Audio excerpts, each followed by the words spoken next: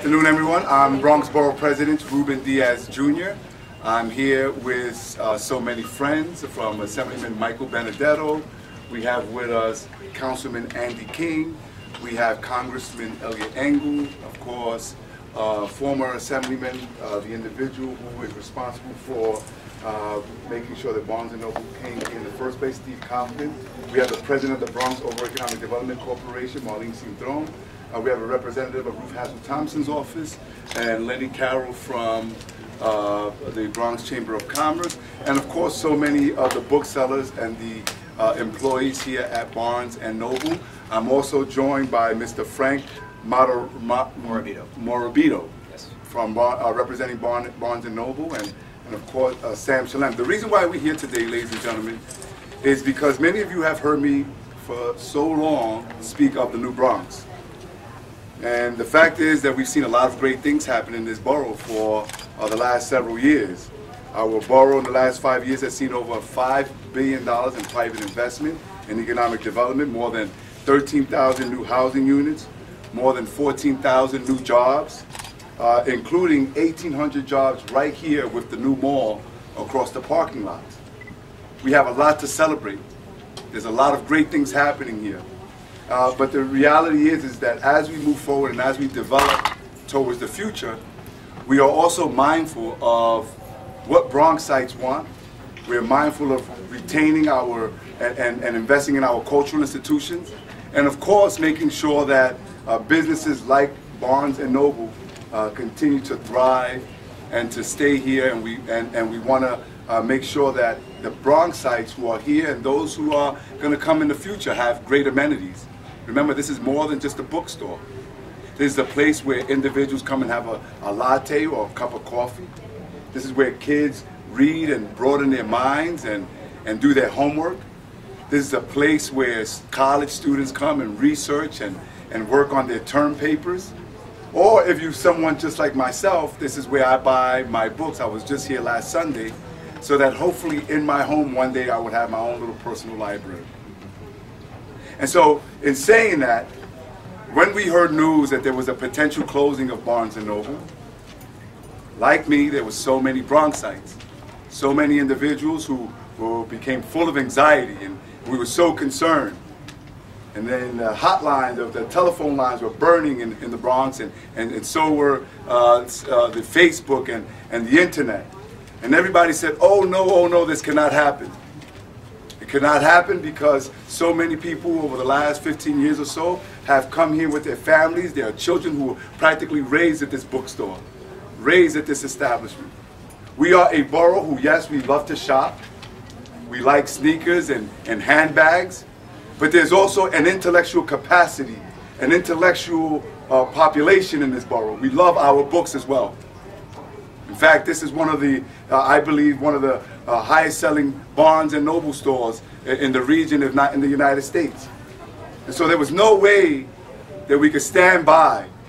And for that, I want to thank all of the elected officials who called my office. I want to thank all of you who made your voices heard. In fact, we are joined today by two young women, Amelia Zaino and Jess Cruz, who started an online petition. Where are they? Amelia and Jessica.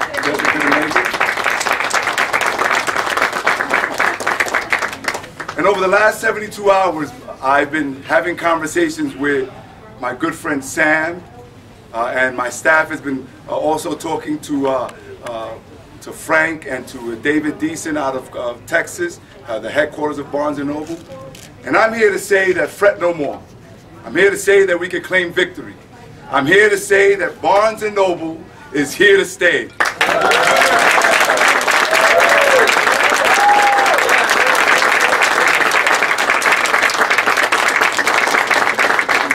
I want to thank Frank. I want to thank the folks at the headquarters of Barnes & Noble. I also want to thank my good friend Sam, who would say a few words. But first, let me bring up Frank Morabito.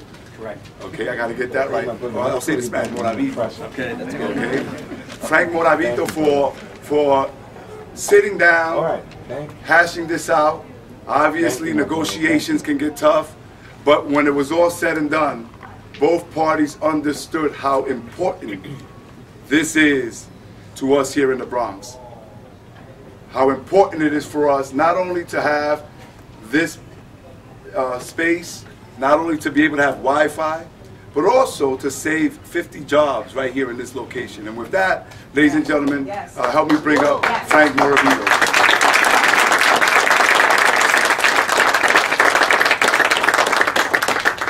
Thank you so much. Thanks for joining us this afternoon. On behalf of the booksellers at Barnes & Noble, we're extremely pleased to let the public know we are staying in the Bronx. We've reached an agreement with Prestige Properties that allows us to extend our store lease and continue to serve this great community. This is also wonderful news for our booksellers who have loved being part of this community for the past 15 years. Our special thanks to Bronx Borough President Ruben Diaz for his help in coordinating our discussions with Prestige Properties. This is an outstanding outcome for everyone involved. Thank you all for your continued support of Barnes & Noble. Thank you so much for coming out today.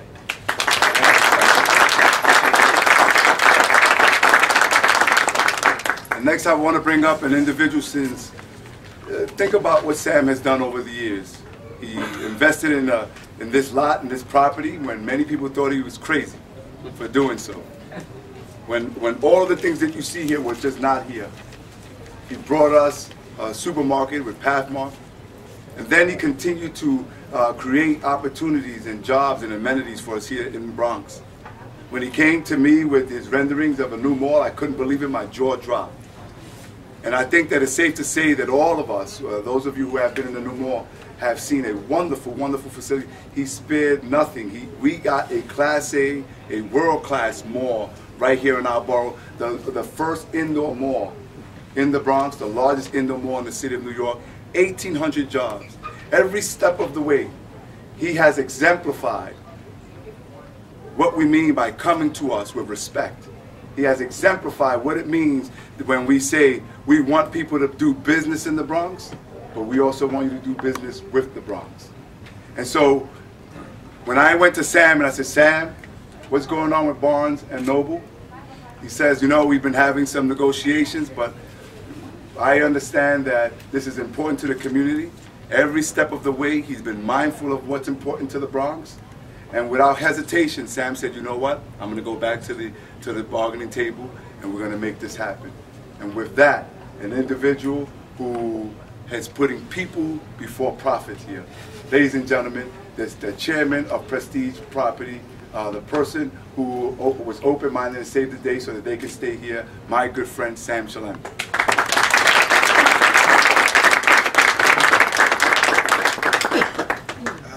Thank you very much. This is a very happy day for me. Again, this is very important for the Bronx. We made that happen 18, 19 years ago, and I was very sorry to see it going. So I thank very much the Borough President that created this for us. Thank you very much. Thank you. I want to bring up the elected officials to give some brief remarks, but before I do so, I want to say something to Bronxites. Thousands of you were on Facebook. Thousands of you were on Twitter. Hundreds called our offices. Thousands signed the petition. And so here we are with this extension. But let me quote a gentleman by the name of Ray Bradbury. His quote was from his book, and it reads, "You don't have to burn books to destroy a culture. Just get people to stop reading them." Thanks to these two gentlemen, that will not be the case here in the Bronx. But now I would tell the Bronxites, if you signed the petition, if you were filled with anxiety, if you didn't know what was going to happen here, if you were nervous about the situation, then you got to do one better. You got to come here, buy books. I know that with technology, you can buy books on eBay and there's Kindle. Come here, bring your family here. Again, this is more than just a bookstore. But if you want an institution, or if you want a store to flourish and stay here in our borough, you have to petition with your wallets. You got to come here and buy books. And with that, I want to bring up Congressman Elliot Engel.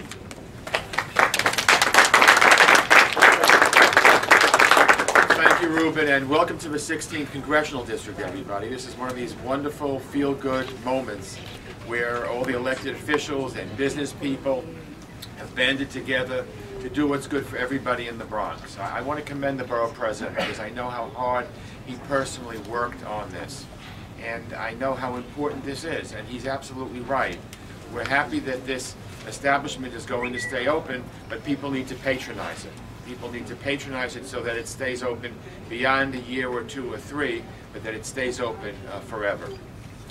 The Bronx is back and better than ever. I said this yesterday. We had another ribbon cutting in another part of my district, in the western part of the borough, and here we are outside of Co-op City saying the same thing. And if that doesn't show that the Bronx is back and we're here to stay, I don't know what does.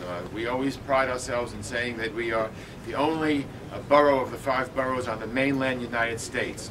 Well, today, right here in this store, we're certainly on the mainland. We're on the mainland in terms of economic development. We're on the mainland in terms of jobs. We're in the mainland in terms of getting good things for our people. I'm really proud to live in the Bronx, to be a Bronxite, and all of us should be proud today. So I want to thank Irving, I want to thank Sam, I want to thank the borough president and all the elected officials. This is a win for everybody, and I'm proud to be a part of it. Thank you. Thank you, Councilman. Remember, come here and patronize this store. We don't want to have just one bookstore in the Bronx. We want others as well. Assemblyman Michael Benedetto. Good morning, good afternoon. What a wonderful day. What a difference from yesterday. Yesterday, I'm at my desk all day long and I'm making phone calls. I'm with Barnes & Noble and talking to them in Texas. I'm talking to Sam's offices in Manhattan. I'm talking to the borough president's office, everything. I'm tired by the end of the day. It's 4 o'clock. I'm ready to doze off here. And all of a sudden, I am shaken awake by a loud noise.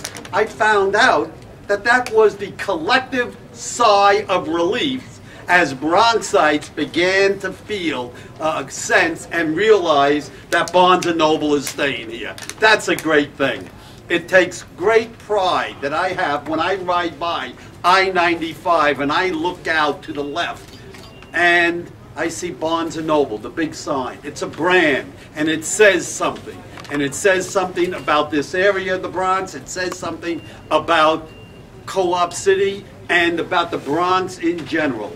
Okay, that we have a Barnes & Noble here, and we're going to have it for many years to come. I was a teacher before I entered this office. 10 years ago, I entered this office, but for the 5 preceding years, when Barnes & Noble had opened up, we would take our kids, because we were right here in Co-op City at PS 160, within walking distance, and we would take them here, and you would introduce kids to books and the different levels of books. It's a wonderful asset.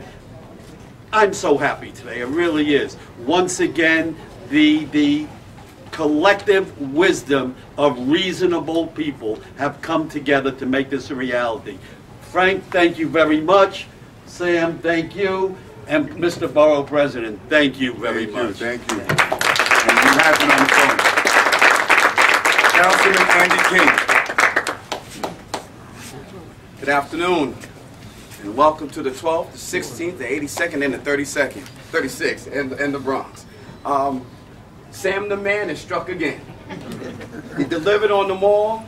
He delivered in making sure that this area of Co-op City is developed, and more importantly, making sure this educational pillar here in the Bronx stays. I want to thank you, Mark, for y'all coming together and putting the people first, leaving profits off on the side, and understand that this bookstore here does more for our communities for us learning, camaraderie, and helping people to travel who cannot afford to get on a friendly airline. But you know what? If you wanted to go to the Caribbean, you can go over there and pick up a book. If you want to get to Africa and go pick up a book. Want to find your way to Israel? Hey, there's a bookstore right over there that you can read about it.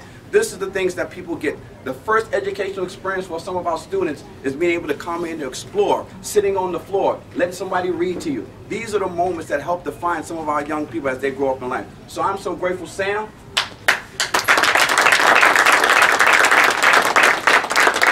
And of course, Barnes & Noble, Mark, thank you.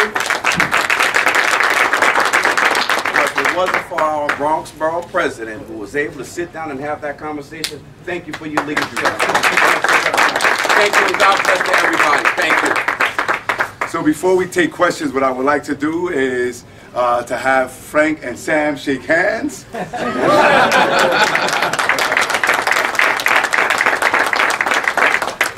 And with that, ladies and gentlemen, are there any questions? Okay, first of all, I just want to make sure that I'm clear on this. So you're going to extend the contract, the lease here for 2 years, and it's the existing one. There's no bump in. That's right. Okay, all right. So now, I'd like to speak with the gentleman from Barnes & Noble. I mean, this is great. If you could step over to the mic. This is great news today, but the reality for Barnes & Noble is that you guys have been closing all across the country, including the flagship store on Fifth Avenue.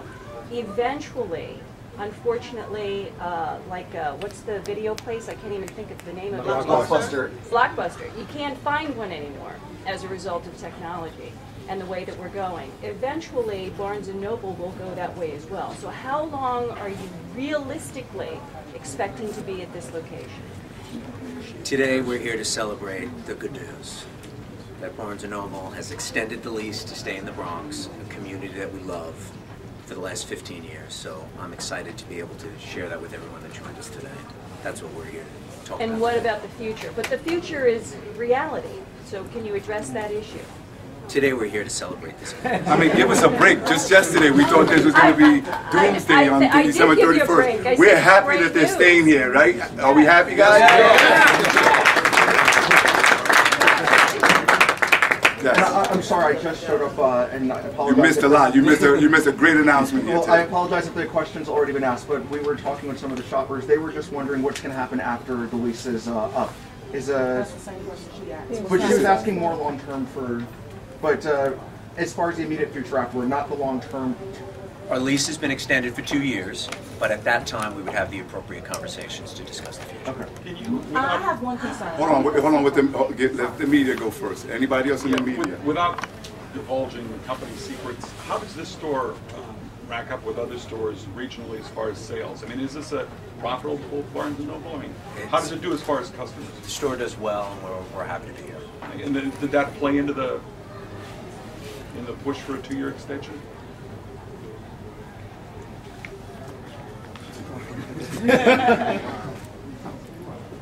We didn't want to leave. We want to be here, and as a result of the support of the Bronx Borough President and Sam, we're happy to say that we're here and we're staying. Thanks. I mean, obviously, with everything that's going on in this area, and this is what a lot of folks are concerned with. You know, as you have more development, people want to know whether in residential places or small businesses, whether or not they're going to eventually be priced out. And what we're saying is working with the businesses, working with developers and owners of property and people who respect us, where we can, we're going to try to make it so that not only are we growing and not only are we flourishing and pushing with a new Bronx and a new plan for the future, but also maintaining our residents here and maintaining institutions and flagship stores such as this one. Where we can, yes. Could you please give your name and spell it? Frank Morvito, Spell it? M-O-R-A-B-I-T-O. Great, thank you. Thank you. Yes.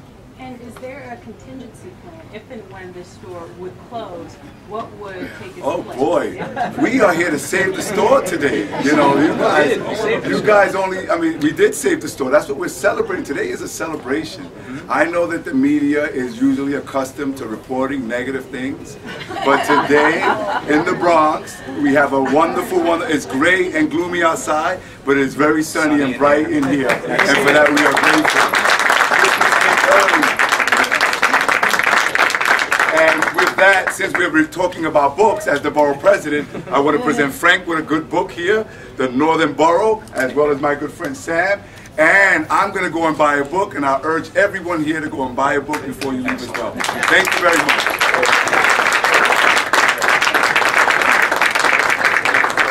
Thank you, guys.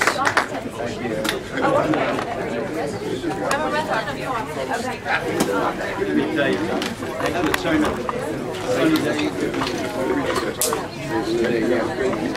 Go buy a book. Go buy a book.